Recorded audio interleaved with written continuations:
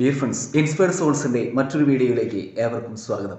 ഇന്നത്തെ നമ്മുടെ വീഡിയോയിൽ നമ്മൾ ചർച്ച ചെയ്യാൻ പോകുന്നത് ഒരു സോഷ്യോ സൈക്കോളജിക്കൽ അനാലിസിസ് ആണ്. അതായത് സൊസൈറ്റി ഒരു വില്ലനാണോ അല്ലയോ എന്നുള്ളത്.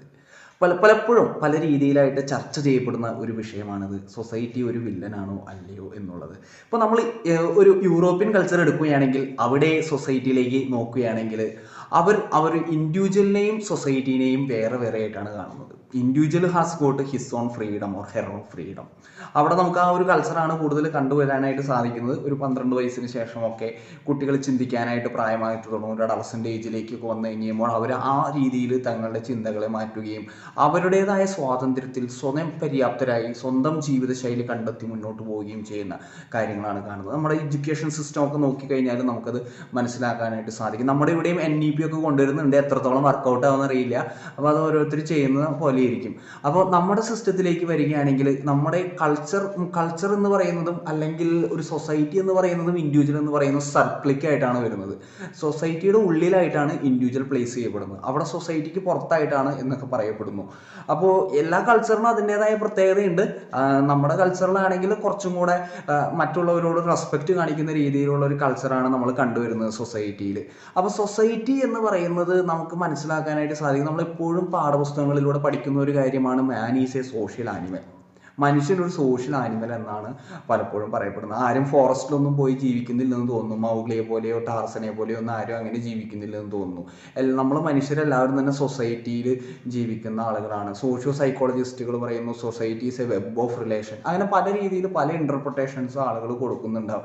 അതിലെല്ലാം സൊസൈറ്റീനെ ഗ്ലോറിഫൈ ചെയ്യുന്നുണ്ട്. അപ്പോൾ സൊസൈറ്റി എന്ന് പറയുന്നത് ഒരു കളക്ഷൻ ഓഫ് ഇൻഡിവിജ്വൽസിനെയാണ് നമ്മൾ സൊസൈറ്റി എന്ന് പറയുന്നത്. അപ്പോൾ ഇതിൻ്റെ ഉള്ളിൽ നടക്കുന്ന ചില പ്രതിഭാസങ്ങളെയാണ് നമ്മൾ അനലൈസ് ചെയ്യാനും കാണാനൊക്കെ ആയിട്ട് തോന്നുന്നത്, കാണാനൊക്കെ ആയിട്ട് കൂടുതലും തോന്നുന്നത്. അപ്പോൾ ഇത് എൻ്റെ ഒരു പെർസെപ്ഷനെയും എൻ്റെ ഒരു ഇൻ്റലിജൻസ്, എൻ്റെ ഒരു സബ്ജക്റ്റീവ് ഇൻ്റലിജൻസിനെയും ഡിപ്പെൻഡ് ചെയ്തായിരിക്കും ഞാനിത് എത്രത്തോളം ഇത് പറയുന്നത് എന്നത്. അപ്പോൾ നിങ്ങൾക്ക് ആഗ്രഹമുള്ളവർക്ക് ഇത് കേൾക്കാവുന്നതാണ്, പറയാവുന്നതാണ്. അപ്പോൾ അത് നിങ്ങൾക്കത് തോന്നുന്നുണ്ടെങ്കിൽ ആക്സെപ്റ്റ് ചെയ്യേണ്ടതിനെയല്ല, അങ്ങനെ ഓരോരുത്തരുടെ സ്വാതന്ത്ര്യമാണ്.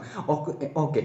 അപ്പോൾ എങ്ങനെയാണ് നമ്മൾ ഇതിൻ്റെ ഒരു ഭാഗമായിട്ട് ഇങ്ങനെ നിലനിൽക്കുന്നത്, ഈ സൊസൈറ്റിയുടെ ഭാഗമായിട്ട് നിലനിൽക്കുക? അപ്പോൾ സോഷ്യൽ സൈക്കോളജിയിൽ തന്നെ പറയുന്ന ചില കാര്യങ്ങൾ, എൻ്റെ കണ്ടുപിടുത്തങ്ങളല്ല, സോഷ്യൽ സൈക്കോളജിയിൽ തന്നെ പറയുന്ന ചില കാര്യങ്ങൾ വെച്ചുകൊണ്ട് ഞാൻ പറയാനായിട്ട് ശ്രമിക്കുകയാണ്. അപ്പോൾ നമുക്ക് മെയിനായിട്ട് കാണാവുന്ന ഒരു കാര്യമാണ് സ്കേപ്പ് ഗോട്ടിങ് എന്ന് പറയുന്ന ഒരു കാര്യം എന്ന് പറയുന്നത്. സോഷ്യൽ സൈക്കോളജിയിൽ മെയിനായിട്ട് കാണുന്ന ഒരു കാര്യം, സോഷ്യൽ സൈക്കോളജിയുടെ ഒരു പോയിന്റ് എന്ന് പറയുന്നതാണ് സ്കേപ്പ് ഗോട്ടിങ് എന്ന് പറയുന്നത്. എന്താണ് ഈ സ്കേപ്പ് ഗോട്ടിങ്? നമുക്ക് ബെസ്റ്റ് എക്സാമ്പിൾ ആയിട്ട് എടുക്കാവുന്നതാണ് Jesus Christ has taken away the sins of the whole world and was crucified by people. അപ്പോൾ യേശുക്രിസ്തു ലോകത്തിൻ്റെ മൊത്തം കാര്യങ്ങൾ ഏറ്റെടുത്ത് സ്വയം ക്രൂസിഫൈ ചെയ്യപ്പെട്ടു എന്നാണ് പറയപ്പെടുന്നത്. അപ്പോൾ അതിൽ നിന്നാണെന്ന് തോന്നുന്നു ഈ സ്കേപ്പ് ഗോട്ടിങ് എന്ന് പറയുന്നൊരു പദമൊക്കെ വരുന്നതെന്ന് തോന്നുന്നു. ആ വ്യക്തിയെ ഒരു കുഞ്ഞാടാക്കി മാറ്റി, ഇപ്പോൾ പഴയ നിയമത്തിൽ, ബൈബിളിൽ നമ്മൾ നോക്കുകയാണെങ്കിൽ പഴയ നിയമത്തിൽ പോലും പറയുന്നുണ്ട് ഒരു കുഞ്ഞാടിൻ്റെ മേത്തേക്ക് എല്ലാ ജനങ്ങളുടെ എല്ലാം തെറ്റുകളെ ആരോപിച്ചുകൊണ്ട് അങ്ങനെ ചെയ്തു എന്ന് പറയുന്നത്. ശരിക്കും ഇതൊരു ശരിയായ നയമാണോ? നമ്മൾ ഒരാളെ തന്നെ ഒരു പ്രതിക്കൂട്ടിൽ നിർത്തിക്കൊണ്ട് അയാളെ ക്രൂശിക്കുന്ന ഒരു രീതി. ഇപ്പോൾ നമുക്ക് ജീൻ വാൽജിൻ്റെ ഒരു നോവലുണ്ട്, വിക്ടർ ഹ്യൂഗോയുടെ ഒരു നോവലുണ്ട്. അതിലൊരു പ്രധാന കഥാപാത്രമാണ് ജീൻ വാൽജിൻ എന്ന് പറയുന്നത്, പാവങ്ങൾ എന്ന് പറയുന്ന നോവൽ. ആ നോവലിൽ ജീൻ വാൽജിൻ്റെ ചെറുപ്പത്തിൽ അനിയന് വിശന്ന് കഴിഞ്ഞപ്പോൾ ഭക്ഷണം കൊടുക്കാനായിട്ട് എവിടെ നിന്നും ഒരു ബണ്ണ് മോഷ്ടിച്ചു. അത് മോഷ്ടിച്ചതിൻ്റെ പേരിൽ അദ്ദേഹത്തെ പോലീസുകാരൻ പിടിക്കുന്നു. പിന്നെ തുടർന്ന് അദ്ദേഹം ജയിലിൽ കിടക്കേണ്ടിയായിട്ട് വരുന്നു. പിന്നെ വർഷങ്ങളോളം അദ്ദേഹം ജയിലിൽ കിടക്കുന്നു. അതിനുശേഷം അദ്ദേഹം ജയിലിൽ നിന്ന് പുറത്തു വന്നതിന് ശേഷം ഒരു ബിഷപ്പ് അദ്ദേഹത്തിന് അഭയം കൊടുക്കുകയും അവിടെ നിന്ന് അദ്ദേഹം മോഷണം പഠിച്ചതുകൊണ്ട് ഈ തിരിക്കാലി അവിടെ നിന്ന് മോഷ്ടിച്ചുകൊണ്ട് പോകുന്നുണ്ട് രാത്രി. അപ്പോൾ ബിഷപ്പ് പിന്നീട് പറയുന്നു, പോലീസുകാർ ഇയാളെ പിടിച്ചുകൊണ്ട് തിരിക്കാലും ഒക്കെ ആയിട്ട് വരുമ്പോൾ ബിഷപ്പ് പറയുന്നുണ്ട് ഞാൻ ഇദ്ദേഹത്തിന് സമ്മാനമായിട്ട് കൊടുത്തതാണെന്നൊക്കെ. അപ്പോൾ ബിഷപ്പിൻ്റെ കാരുണ്യം കാരണം കൊണ്ട് ഇദ്ദേഹം അവിടെ മാറുന്നൊക്കെ ഉണ്ട്. അപ്പോൾ ഇവിടെയും അദ്ദേഹത്തിനുണ്ടാകുന്ന ഒരു സൊസൈറ്റിയിൽ നിന്ന് കിട്ടുന്ന ഒരു ട്രീറ്റ്മെൻറ്റ്, വിശന്നപ്പോൾ ബ്രെഡ് എടുത്ത ഒരു പ്രോസസ്സാണ് അല്ലെങ്കിൽ ഒരു പ്രവൃത്തിയാണ് അദ്ദേഹം ചെയ്തത്. അപ്പോൾ അതിനെ പ്രതി അദ്ദേഹം സമൂഹത്തിൽ അനുഭവിച്ച ആ ഒരു നിന്ദനങ്ങൾ, അതൊക്കെ നമുക്കൊരു അദ്ദേഹത്തെ കൂടുതൽ കഠിനഹൃദയനാക്കി. അതിനുശേഷം ഈ ബിഷപ്പിൻ്റെ കാരുണ്യം വഴി അദ്ദേഹം മാറുന്നുണ്ടെങ്കിലും അപ്പോൾ ഇങ്ങനെ പലപ്പോഴും സൊസൈറ്റി ആളുകളെ പല രീതിയിൽ ഇൻഫ്ലുവൻസ് ചെയ്യുന്നതായിട്ട് നമുക്ക് കാണാനായിട്ട് സാധിക്കും. അതുവഴി ഒരാളെ സ്കേപ്പ് ഗോട്ട് ആവുകയും അയാളെ ആ ഒരു സ്കേപ്പ് ഗോട്ടിങ്ങിൽ നിന്ന് സൊസൈറ്റിക്ക് കിട്ടുന്ന ആ ഒരു സാഡിസ്റ്റിക് സാറ്റിസ്ഫാക്ഷനൊക്കെ നമുക്ക് നടക്കുന്നതായിട്ട് കാണാം. അതിനെ അവർ റാഷണലൈസ് ചെയ്യുന്ന രീതിയൊക്കെ നമുക്ക് കാണാനായിട്ട് കുറേയൊക്കെ സാധിക്കും. ചില പൊളിറ്റീഷ്യൻസൊക്കെ ചില കാര്യങ്ങൾ റാഷണലൈസ് ചെയ്ത് ഈവൺ അവർ ചെയ്ത അക്രമങ്ങൾ പോലും പല വെള്ള പുതപ്പിച്ച് ഇത് ചെയ്യുന്നത് പോലെ. അപ്പോൾ പല കാര്യങ്ങളെയും അങ്ങനെ ചിലപ്പോൾ സൊസൈറ്റി റാഷണലൈസ് ചെയ്തുകൊണ്ട്, അതായത് തനിക്ക് വേണ്ട ഒരു കാര്യം പറഞ്ഞ് വെടക്കാക്കി തനിക്കാക്കുക എന്ന് എന്തൊക്കെയോ പറയുന്ന ഒരു ചൊല്ലുള്ളത് പോലെ. അപ്പോൾ നമ്മൾ ഓൾറെഡി പറഞ്ഞു കഴിഞ്ഞു, society is the collection of individuals. അപ്പോൾ ഈ ഇൻഡിവിജ്വൽസിൻ്റെ ചില സെൽഫിഷ് ആയിട്ടുള്ള ചില ഇൻട്രസ്റ്റുകളെ, അത് കയ്യൊക്കൊള്ളവൻ കാര്യക്കാരൻ, അവൻ ആ ഒരു തൻ്റെ ഇൻട്രസ്റ്റുകളെ മറ്റുള്ളവരുടെ മേലിലേക്ക് ആരോപിച്ച് വെക്കുന്ന ഒരു രീതി നമുക്ക് സൊസൈറ്റിയിലേക്ക് കാണാനായിട്ട് സാധിക്കും. അപ്പോൾ നമ്മൾ പറഞ്ഞു മാൻ ഈസ് എ സോഷ്യൽ ബീയിങ് എന്ന് പറഞ്ഞു. പക്ഷെ മാൻ ഒരു സോഷ്യൽ ബീയിങ് ആണെങ്കിൽ കൂടി അവനൊരു ഇൻഡിവിജ്വാലിറ്റി ഉണ്ട്, അവനൊരു പേഴ്സണാലിറ്റി ഉണ്ട്, അവനൊരു പ്രിഫറൻസ് ഉണ്ട് എന്നുള്ള കാര്യമാണ് ഇവിടെ മറന്നു പോകുന്നത്.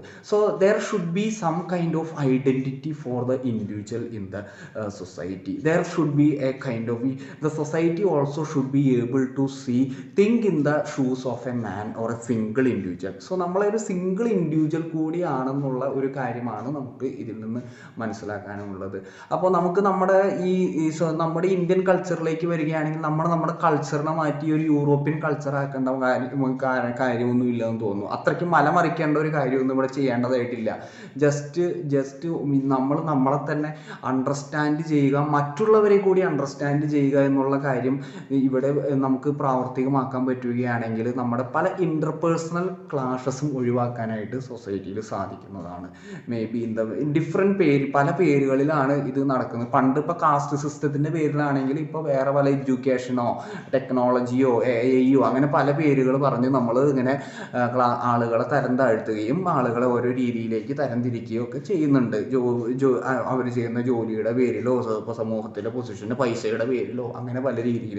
അതിനൊരു ബെസ്റ്റ് എക്സാമ്പിളാണ് എപ്പോഴും മാരേജ് നടത്തുമ്പോൾ അത് കൂടിയവനായാലും കുറഞ്ഞവനായാലും ഒരു 1-2 ലക്ഷം രൂപ എന്തായാലും അതിന് ചിലവാക്കണം എന്നുള്ള ഒരു കാര്യം നിർബന്ധമായിട്ടൊക്കെ നമ്മുടെ കൾച്ചറിൽ അത് വരുന്നുണ്ട്. ഇപ്പോൾ ലവ് മാരേജസ് ഒക്കെ നടക്കുന്നുണ്ടെങ്കിൽ കൂടി ചില ആളുകൾക്ക് അതിങ്ങനെ ഒരു അൺറിട്ടൺ നോം പോലെയൊക്കെ ആളുകളുടെ ഇടയിൽ പ്രാക്ടീസ് ആയിപ്പെടുന്ന ഒരു സംഭവമാണ് പലപ്പോഴും.